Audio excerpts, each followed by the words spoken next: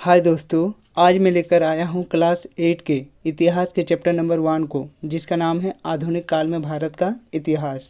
आज हम लोग इस वीडियो में इस चैप्टर के सभी अभ्यास के प्रश्नों को एक एक करके देखेंगे और इसे हल करने का प्रयास करेंगे। दोस्तों, यदि आप लोग हमारे इस चैनल में नए हो तो इस चैनल को सब्सक्राइब कर ले और बेल आइकन को दबाना ना भूलें, ताकि जब भी इस चैनल में कुछ नया वीडियो अपलोड हो नोटिफिकेशन सबसे पहले आप तक पहुंचे। तो चलिए दोस्तों, आज का हमारा यह वीडियो यहीं शुरू करते हैं। आज के हमारे इस पार्ट के पहले क्वेश्चन में 5 क्वेश्चन दिया गया है जो रिक्त स्थान है। इसे हम लोग एक एक करके हल करने का प्रयास करते हैं। तो पहला क्वेश्चन है, जेम्स मिल डैश का निवासी था। तो जेम्स मिल स्कॉटलैंड का निवासी था और स्कॉटलैंड ब्रिटेन में स्थित है। आज का हमारा दूसरा क्वेश्चन, लॉर्ड क्लाइव ने भारत का नक्शा तैयार करने की जिम्मेदारी किस डैश को सौंपी थी, मतलब किसे सौंपी थी। तो इसका सही जवाब होगा जेम्स रेनेल। तीसरा क्वेश्चन, अभिलेखों को सुंदर ढंग से लिखने वाले डैश कहलाते हैं। तो इसे हम लोग खुशनवीस या सुलेखनवीस कहते हैं, जो अभिलेखों को सुंदर ढंग से लिखते हैं। आज का हमारा अगला क्वेश्चन, भारत के अंतिम वायसराय डैश थे।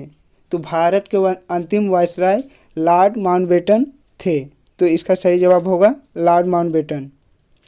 हमारा अगला क्वेश्चन, भारतीय राष्ट्रीय अभिलेखागार डैश में बनाया गया। तो भारतीय राष्ट्रीय अभिलेखागार 1920 के दशक में बनाई गई थी। तो इसका सही जवाब होगा 1920 के दशक। आज का हमारा अगला question, question number 2। Question number 2 में भी कुल 4 प्रश्न दिया गया है, जिसे हम लोग सही या गलत की पहचान करना है। तो चलिए दोस्तों, इसे भी एक एक करके हल करने का प्रयास करते हैं। 2 का पहला क्वेश्चन है, लोगों ने चाय पीना कब से शुरू किया, इसकी निश्चित तिथि को बताया जा सकता है। तो दोस्तों, लोगों ने चाय पीना कब से शुरू किया, इस प्रकार की तिथि को बताया नहीं जा सकता है।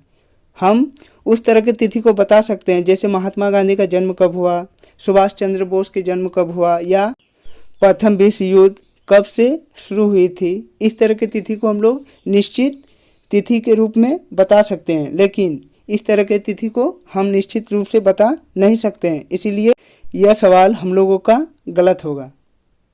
आज का हमारा अगला क्वेश्चन, अंग्रेज प्रशासन के लिए अभिलेख तैयार करते थे। तो यह कथन सत्य है कि अंग्रेज प्रशासन के लिए अभिलेख तैयार करते थे। अब हमारे मन में यही विचार आता है कि अभिलेख होता क्या है।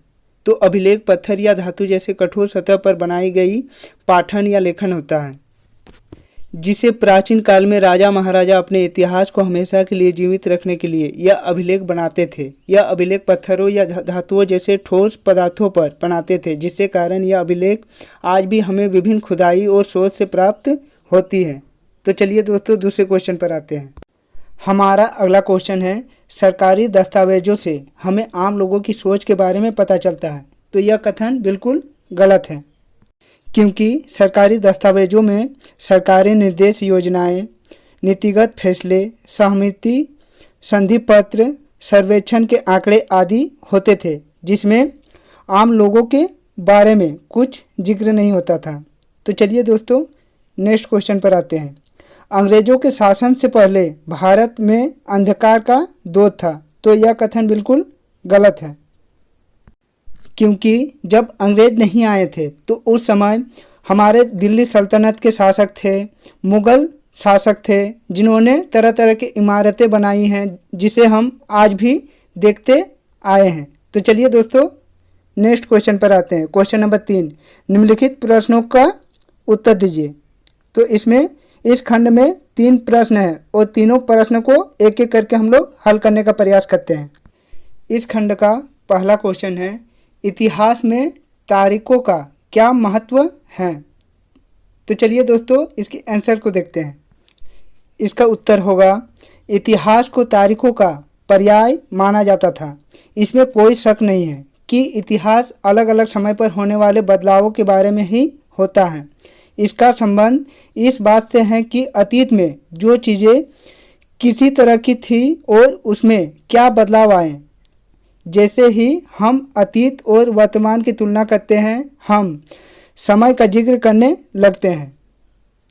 आज का हमारा अगला क्वेश्चन, इस खंड का अगला क्वेश्चन है, जेम्स मिल ने भारतीय इतिहास को किन किन कालखंडों में विभाजित किया है। तो चलिए दोस्तों इसके आंसर को देखते हैं। जेम्स मिल ने धर्म को केंद्र में रखकर भारतीय इतिहास को 3 कालखंडों में विभाजित किया है। पहला है हिंदू काल, दूसरा है मुस्लिम काल और तीसरा है ब्रिटिश काल। इस खंड का अगला क्वेश्चन, इस खंड का अगला क्वेश्चन है, औपनिवेशिक युग किसे कहा जाता है। तो चलिए दोस्तों इसके आंसर को देखते हैं। तो इसके आंसर को हम लोग इस प्रकार लिख सकते हैं, औपनिवेशिक युग से तात्पर्य उस समय काल से होता है जब कोई शक्तिशाली देश किसी अन्य देश की राजनीतिक व्यवस्था, सामाजिक व्यवस्था और आर्थिक का कर लेता और उस पर अनाधिकृत रूप से कब्जा करके उसे अपने साम्राज्य का हिस्सा बनाकर उस पर शासन करता। भारत पर ब्रिटेन द्वारा लंबे समय तक शासन करना औपनिवेशिक युग का ही एक काल था। तो चलिए दोस्तों नेक्स्ट क्वेश्चन पर आते हैं। अब हम इस चैप्टर में बनने वाले कुछ एक्स्ट्रा क्वेश्चन को देखेंगे। तो चलिए दोस्तों, पहला क्वेश्चन, अभिलेखागार क्या है। तो इस सवाल का सही जवाब होगा, अभिलेखागार वह सरकारी संस्था है जहां तमाम सरकारी दस्तावेजों और पत्रों को संभाल कर रखा जाता है। हमारा अगला क्वेश्चन, भारत का प्रथम अभिलेखागार कब और कहां स्थापित किया गया था। तो इस सवाल का सही जवाब होगा, भारत का प्रथम अभिलेखागार 11 मार्च 1891 ईस्वी को कोलकाता में स्थापित किया गया था। आज का हमारा अगला क्वेश्चन, अंग्रेजों ने सरकारी दस्तावेजों को किस तरह सुरक्षित रखा। तो इस सवाल का सही जवाब होगा, अंग्रेजों का मानना था कि आधिकारिक दस्तावेजों को संरक्षित करके यह उनके लिए आसान होगा या अतीत में किए गए फैसले के बारे में जानना होगा। ब्रिटिश के अनुसार अभिलेखों में दस्तावेजों के रूप में बोलने से लेखन अधिक महत्वपूर्ण था और संग्रहालयों को पढ़ने के लिए या बहस के लिए आवश्यक होने के बाद बहुत देर बाद संदर्भ में उपयोग किया जा सकता है। अंग्रेजों ने दस्तावेजों को संग्रहालय और अभिलेखागार बनाकर सुरक्षित रखा। आज का हमारा अगला क्वेश्चन, अभिलेखागार की आवश्यकता क्यों है। तो इस सवाल का सही जवाब होगा, महत्वपूर्ण दस्तावेजों, पत्रों, पांडुलिपियों आदि को सुरक्षित रखना आवश्यक है। यह रिकॉर्ड इतिहासकारों के लिए युग की जानकारी प्राप्त करने का एक सख्त माध्यम है। इन दस्तावेजों में सरकारी निर्देश, योजनाएं, नीतिगत फैसले, सहमति संधि पत्र, सर्वेक्षण के आंकड़े आदि होते हैं। इससे सुरक्षित रखने के बाद कोई भी व्यक्ति इन चीज़ों का अध्ययन आसानी से कर सकता है। इन सामग्रियों को अभिलेखागार में ही रखा जाता है, अतः अभिलेखागार आवश्यक है। आज का हमारा अगला क्वेश्चन, आधुनिक भारत के ऐतिहासिक स्रोत कौन कौन से हैं। तो इस सवाल का सही जवाब होगा, आधुनिक भारत के अनेकों ऐतिहासिक स्रोत हैं, जैसे किले, मकबरे, यात्रा विवरण, पांडुलिपियाँ, भवन आदि बड़ी संख्या में मौजूद हैं। इसके अलावे अभिलेखागार, जिला रिकॉर्ड रूम आदि में सुरक्षित रखे गए दस्तावेजों भी महत्वपूर्ण स्रोत हैं। इस समय लिखे गए साहित्य, समाचार पत्र, पत्रिका, चित्र, सर्वेक्षण के आंकड़े, संस्मरण, आत्मकथा इत्यादि भी ऐतिहासिक जानकारी के महत्वपूर्ण स्रोत है।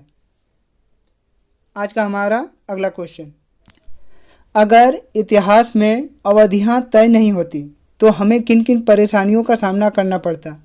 तो इस सवाल का सही जवाब होगा, इतिहास को कालखंडों या अवधियों में बांटने से हमें इसके केंद्रीय तत्व को समझने में मदद मिलती है। इसमें एक अवधि से दूसरी अवधि के बीच आए परिवर्तनों के बारे में भी जानकारी मिलती है। इन परिवर्तनों को तारीख के आधार पर नहीं दर्शाया जा सकता है, क्योंकि परिवर्तनकारी घटनाओं के लिए कोई निश्चित तिथि तय नहीं की जा सकती है। इसका एक लंबा अंतराल होता है। यदि इतिहास में अवधियां तय नहीं होती तो हम आम जन के बारे में सामाजिक परिवर्तन, सांस्कृतिक परिवर्तन की सही जानकारी प्राप्त करना कठिन हो जाता। आज का हमारा अगला क्वेश्चन, इतिहास में तारीखों का महत्व होता है, क्या आप इससे सहमत हैं? तो इस सवाल का सही जवाब होगा, पहले युद्ध और बड़ी घटनाओं के विवरण को ही इतिहास समझा जाता था। इतिहासकार शासकों और उसकी नीतियों के बारे में विस्तार से चर्चा करते थे। इस प्रकार इतिहास में तिथियों का विशेष महत्व होता था।